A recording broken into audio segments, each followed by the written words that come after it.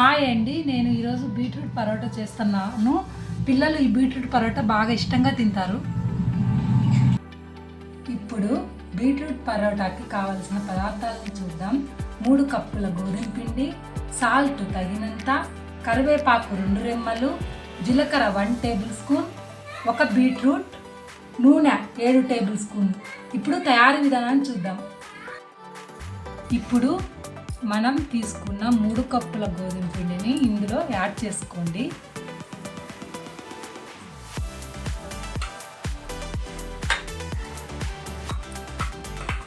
Add చేసి అందులోనే తగినంత సాల్ట్ని కూడా యాడ్ చేసుకోండి. అలాగే జీలకర్రని కూడా యాడ్ చేయండి.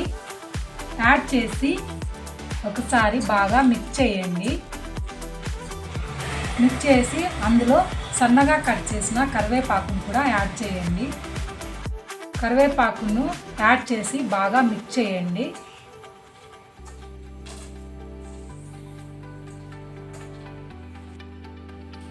అలాగే 4 టేబుల్ స్పూన్ల నూనెని యాడ్ చేసుకోండి.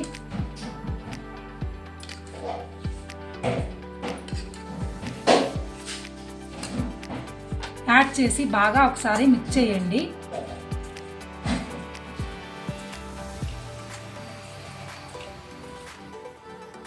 అలాగే మనము బీట్రూట్ని ఈ విధంగా తురుముకోండి. తురిమిన బీట్రూట్ని ఇందులో యాడ్ చేసి బాగా మిక్స్ చేసుకోండి.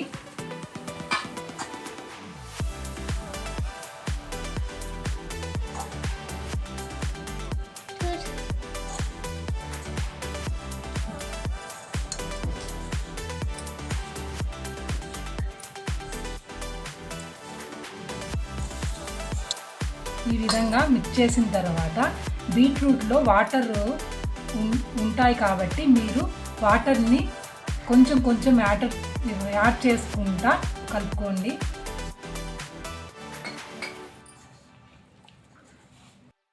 ఈ విధంగా కలుపుకోండి. ఈ విధంగా కలిపిన తర్వాత మనం మిగిలిన 3 టేబుల్ స్పూన్ల నూనెని ఇందులో యాడ్ చేసుకోండి. యాడ్ చేసి మళ్ళీ ఒకసారి బాగా మిక్స్ చేయండి.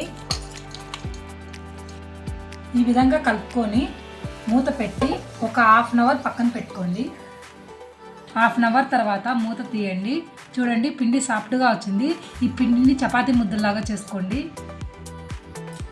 ఈ విధంగా బాల్స్ లాగా అన్నీ చేసుకోండి. ఈ విధంగా అన్నిటిని ప్రిపేర్ చేసుకోండి. దీన్ని చపాతీ బండ మీద పెట్టి ప్రెస్ చేసి కొంచెం పొడిపిండిని చల్లుకొని గోధుమ పిండిని ప్రెస్ చేసి చపాతీలాగా రోల్ చేసుకోండి.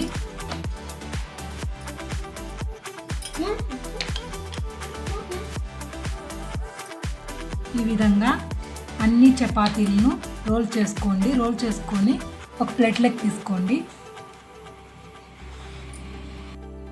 అన్ని ప్రిపేర్ చేసి పెట్టుకోండి. ప్యాన్ పెట్టి ప్యాన్ హీట్ ఎక్కాక ఆ ప్యాన్ మీద నూనెని బాగా అప్లై చేయండి.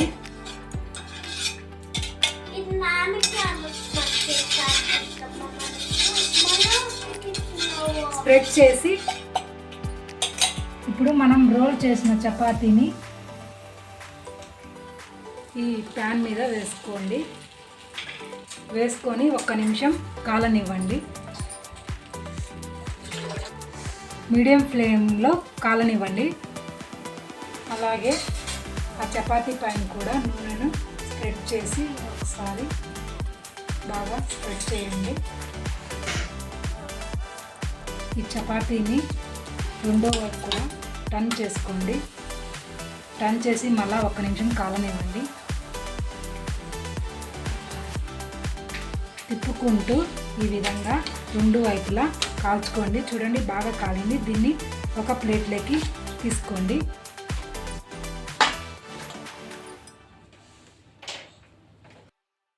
మిగతా చపాతీలను కూడా ఇదే విధంగా కాల్చుకోండి. చూడండి, నేను ఒకటి చూపిస్తున్నాను. అలా వేసి చపాతీ వేసి నూనెని స్ప్రెడ్ చేయండి. మొత్తం స్ప్రెడ్ చేయండి.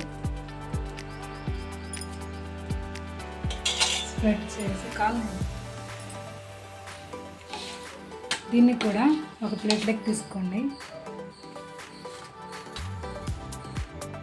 అంతేనండి, ఎంతో రుచికరమైన బీట్రూట్ పరోటా రెడీ. దీనికి కాంబినేషన్గా నేను మష్రూమ్ కర్రీ చేశాను. ఈ మష్రూమ్ కర్రీని వీడియో లింక్ డిస్క్రిప్షన్లో ఉంది, చూడండి.